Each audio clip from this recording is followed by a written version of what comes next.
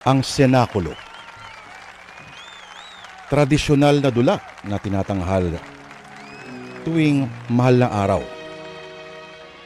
Kinikwento nito ang buhay, paghihirap at kamatayan ni Hesukristo. Sa pagtatanghal nito, mga kasali ay parehong pinapakita ang kanilang husay sa pag-arte sa teatro, kasabay ng pagpapatibay ng kanilang pananampalataya.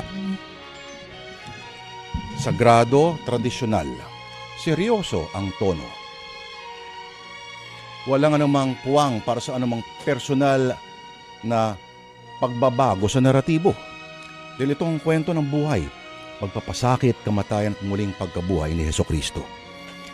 Pero mga kapatid, sa ating kwento sa huling Huwebes po ng buwan ng Marso, ang senakulo ay gagawing hindi panata, kundi isang paraan ng pagdidisiplina. Isang uri ng pagpaparusa sa mga pasaway na kabataan sa isang bayan.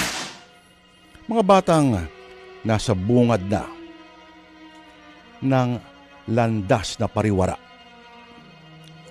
Pero ang hindi alam ng mga batang ito na ang kanilang magiging karanasan ay higit pa sa parusa.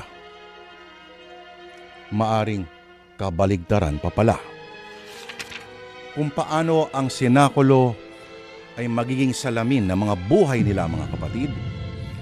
Dito po sa Sana Lord, hayaan po ninyong ikwento sa atin ni Ginoong Vincent Manrique ang isang dulang napakahusay.